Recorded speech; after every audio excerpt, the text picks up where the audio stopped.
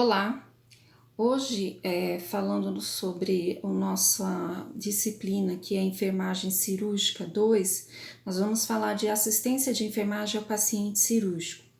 Nós temos que lembrar que cada paciente ele é único, portanto os cuidados prestados devem ser individuais, embora a técnica seja a mesma. Faz-se necessário conhecer o paciente antes de iniciar qualquer conduta. Qual que é a assistência de enfermagem no pré-operatório? Preparo psicoespiritual, recepcionar o paciente de forma agradável, mostrar que você sabe o motivo da internação, que você tem conhecimento da história do paciente, orientar sobre as condutas técnicas que você vai estar realizando, esclarecer as dúvidas, principalmente que a família venha a ter, e transmitir calma, apoio à família também. Quando ao preparo físico, verificar em prontuário qual foi a conduta médica adotada, se precisa realizar exames, se precisa de algum tipo de preparo. Uma coisa muito importante, verificar se o paciente está de jejum. Tem algumas situações em que o médico pede para o paciente internar pouquinhas horas antes da cirurgia. O paciente já vem praticamente preparado, então cabe a nós verificar se essas condutas foram realizadas em casa. Retirar adornos, prótese, fazer as perguntas sobre patologias anteriores ou patologias existentes como hipertensão, diabetes, problemas cardíacos, se faz uso de medicação, se realizou exame, se está com os exames no momento. Para a cirurgia, antes de encaminhar o paciente, a gente deve verificar novamente o horário da cirurgia, o tipo de cirurgia e o nome do paciente, para ver se todos os dados estão corretos.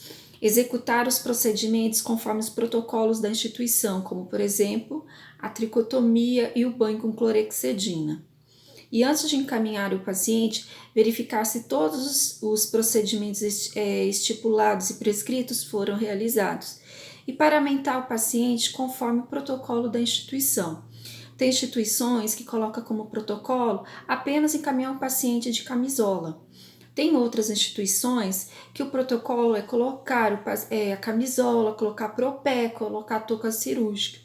Então, conforme a instituição que você estiver trabalhando, verifique o protocolo e encaminhe o paciente de forma correta. Lembrando que o prontuário deve estar junto com o paciente. O paciente não pode ser encaminhado sem o prontuário. O prontuário ficou na enfermaria ou no apartamento ou no posto de enfermagem e o paciente foi encaminhado para o bloco cirúrgico. Isso não pode acontecer. Durante o tempo que o paciente estiver na cirurgia, faz parte da assistência de enfermagem deixar o leito do paciente organizado para receber paciente pós-operatório. E, inclusive, verificar se tem cama, se tem mesinha de cabeceira, se tem suporte de soro, se o fluxômetro na parede de oxigênio está corretamente funcionando e também deixar ali de prontidão o kit de aspiração. Se houver alguma intercorrência, você já está com todos os materiais prontos.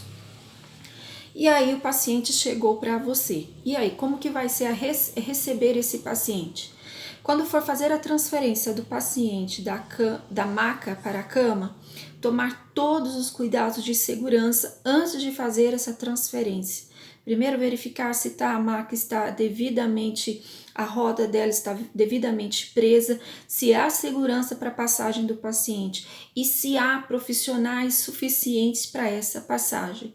Nunca se passa um paciente da maca para a cama apenas um profissional, jamais, principalmente um paciente pós-operatório. Verificar também se o acesso venoso não tem qualquer intercorrência com o acesso venoso. Verificar as sondagens nasogástrica, vesical, os drenos, catéteres e tudo que estiver vinculado com o paciente. Se estiver tudo certo, sem problema na hora da passagem, aí sim se faz a passagem segura.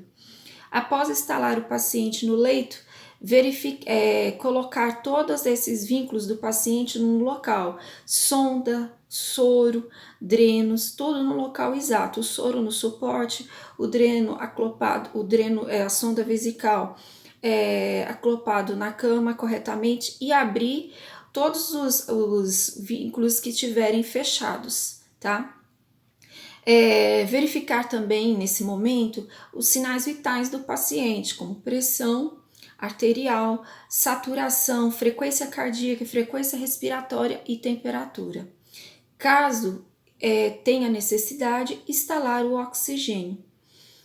Orientar a família sobre todas as condutas que estão sendo tomadas, inclusive sobre qualquer queixa que o paciente venha apresentar, estar comunicando com a enfermagem.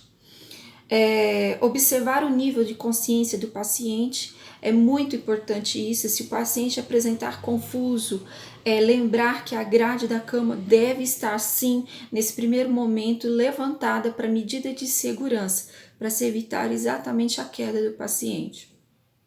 Verificar sinais de sangramento no local da incisão.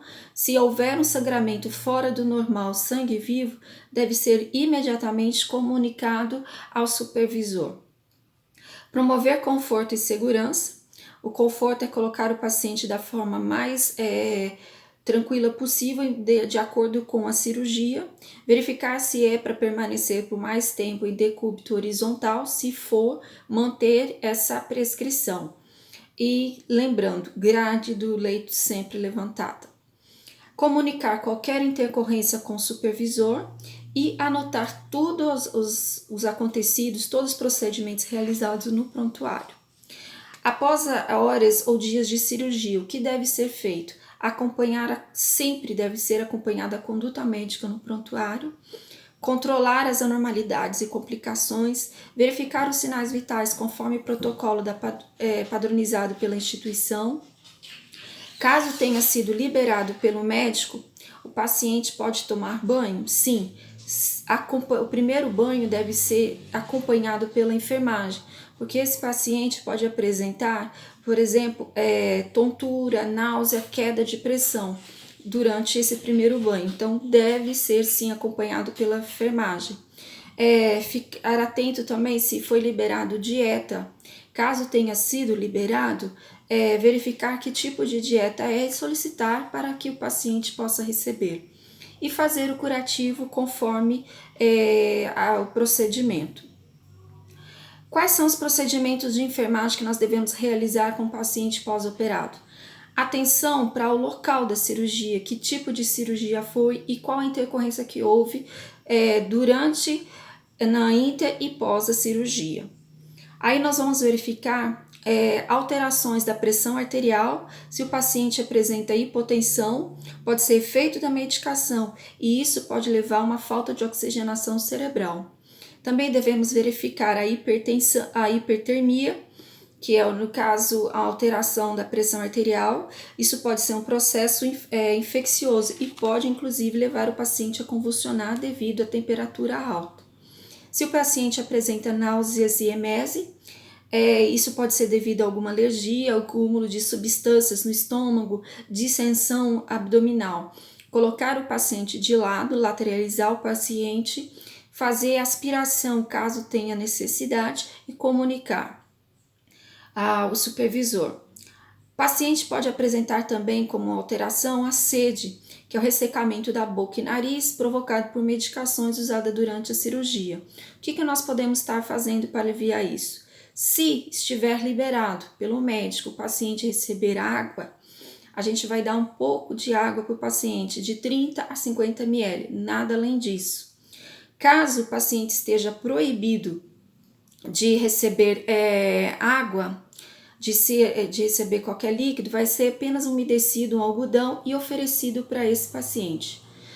Também verificando se não há qualquer procedimento cirúrgico na boca do paciente. Se houver, infelizmente não tem jeito. O paciente pode apresentar soluços, que é um espasmo do diafragma provocado por alguma irritação. Pode ser devido até a hipotensão ou distensão abdominal.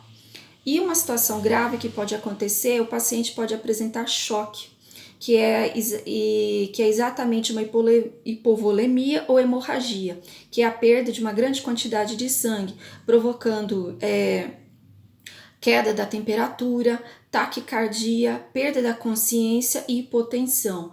Esse atendimento deve ser de urgência. notificar o ocorrido e iniciar os procedimentos para restabelecer o paciente. Pode acontecer também alterações pulmonares, e que aí a queda de saturação e alteração da frequência respiratória.